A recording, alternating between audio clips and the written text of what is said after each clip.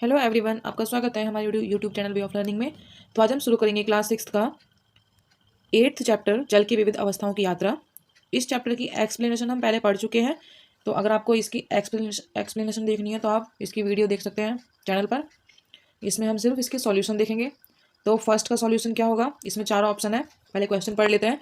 निम्नलिखित में से कौन सा संगणन का सबसे अच्छा वर्णन करता है? तो इसमें पहला, दूसरा, तीसरा, चौथा, चारों में से कौन सा ऑप्शन होगा? इसका आंसर होगा घ, जल वाष्प का उसकी द्रव अवस्था में परिवर्तन। फर्स्ट का आंसर हो गया फोर्थ। सेकंड क्वेश्चन को देखते हैं।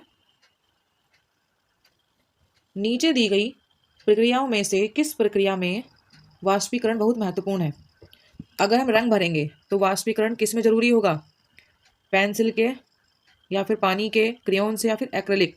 इसमें होगा पानी के रंगों से। ठीक है। दूसरा, कागज पर लिखना के लिए क्या जरूरी है, किस में जरूरी है? जब हम स्याही वाले पेन से लिखते हैं तब। अब इसमें थर्ड क्वेश्चन देखते हैं। आजकल हमें कई जगह हरे रंग की प्लास्टिक की घास दिखाई देती है। प्राकृतिक घास के आसपास का स्थान प्लास्टिक की घास के आसपास के स्थान की तुलना में अधिक ठंडा लगता है। क्या आप पता लगा सकते हैं कि ऐसा क्यों है? इसको हम कॉपी में नोट करेंगे। प्राकृतिक घास वाष्पीकरण की प्रक्रिया के माध्यम से अपने आसपास के वातावरण को ठंडा करती है, जबकि प्लास्टिक की घास में यह क्षमता नहीं होती है। इस कारण से प्राकृतिक घास के आसपास का क्षेत्र प्लास्टिक की घास की तुलना में अधिक ठंडा होता है। ये हो गया थर्ड का आंसर। नोट करेंगे कॉपी में, मेरे साथ ही नोट करते चलेंगे। फोर्थ का आंसर देखते हैं। पहले क्वेश्चन देख लेते हैं। जल के अतिरिक्त अन्य द्रव पदार्थों के उदाहरण दीजिए जो वाष्पित हो सकते हैं। तो इसके उदाहरण हो जाएंगे अल्कोहल, पेट्रोल, ईथर, एसीटोन। ठीक है। अब फिफ्थ क्वेश्चन देखते हैं। पंखे हवा को इधर उधर घुमाते हैं जिससे ठंडक महसूस होती है। गीले कपड़ों को सुखाने के लिए पंखों का उपयोग विचित्र लग सकता है,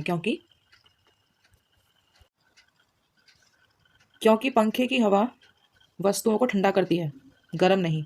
सामान्यतः जल वाष्पित होता है तो उसे ऊष्मा की आवश्यकता होती है, ठंडी वायु की नहीं।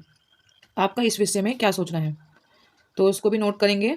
पंखे की हवा जल के वाष्पीकरण की गति को बढ़ा देती है। जब जल वाष्पित होता है तो यह अपनी ऊर्जा ऊष्मा आसपास की वायु से लेता है, जिससे उस वायु का तापमान कम हो जाता है और ठंडक का अनुभव होता है। इसी कारण पंखे की हवा नीले कपड़ों को तेजी से सुखाती है। ये हो गया फिफ्थ का आंसर। अब सिक्स को देख लेते हैं। प्राय जब नालियों से कीचड़ निकाला जाता है तो नाली के बगल में उसका ढेर बनाकर 3 से 4 दिनों के लिए छोड़ दिया जाता है। इसके बाद इसे उद्यान या खेत में ले जाया जाता है, जहां इसका उपयोग खाद के रूप में कर सकते हैं। यह विधि कीचड़ को दूसरे स्थान पर ले जाने की लागत कम करती है और इसके साथ ही काम करने वाले व्यक्तियों की सुरक्षा बढ़ाती है। इस पर विचार करें और बताएं कि ऐसा क्यों। ऐसा इसलिए होता है, इसको नोट करेंगे। कीचड़ को सीधे दूसरे स्थान पर ले जाने के बजाय उसे कुछ समय तक नाली के पास छोड़ देने से उसमें मौजूद पानी वाष्पित हो जाता है, जिससे उसका वजन कम हो जाता है। इस तरह परिवहन की लागत कम हो जाती है और सूखे कीचड़ को स्थानांतरित करना भी आसान और सुरक्षित हो जाता है। यह हो गया सिक्स का आंसर हो गया। अब इसमें 7 को देखेंगे। एक दिन के लिए घर में होने वाली गतिविधियों का अवलोकन करें। उन गतिविधियों की पहचान करें जिनमें वाष्पीकरण सम्मिलित है। वाष्पीकरण के प्रक्रम को समझने से हमें दैनिक गतिविधियों में कैसे सहायता मिलती है। तो फिर सबसे पहले गतिविधि हो जाएगी कपड़े सुखाना, दूसरी बर्तन धोने के बाद सूखना, और फिर खाना पकाते समय पानी का वाष्प बनना, चौथा पोछा लगाने के बाद फर्श का सूखना। इन सब में वाष्पीकरण आवश्यक है। ठीक है, ये हो जाएगा। 8th को देख लेते हैं अब। प्रकृति में जल ठोस अवस्था में किस प्रकार विद्यमान है? तो फिर प्रकृति में जल ठोस अवस्था में बर्फ और हिम के रूप में पाया जाता है, जैसे हिमालय की बर्फीली चोटियां, ध्रुवीय क्षेत्रों में ग्लेशियर और सर्दियों में बर्फबारी के रूप में।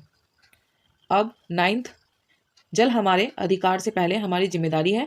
इस कथन पर विचार करें, अपने विचार साझा करें।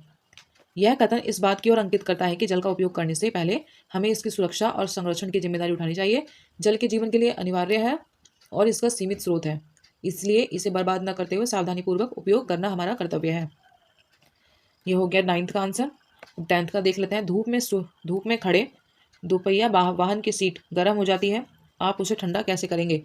तो हम उसे ठंडा करने के उपाय देख लेते हैं कि एक हाथ पानी में भिगोएं और दूसरे हाथ को सूखा रखें। दोनों हाथों के ऊपर फूंक मारें और शीतलन प्रभाव को महसूस करें। इसके अलावा सीट को गीले कपड़े से पोंछकर ठंडा किया जा सकता है या उसे छाया में खड़ा किया जा सकता है। यह हो गया आंसर, और इस चैप्टर के प्रश्न उत्तर हमने नोट कर लिए हैं।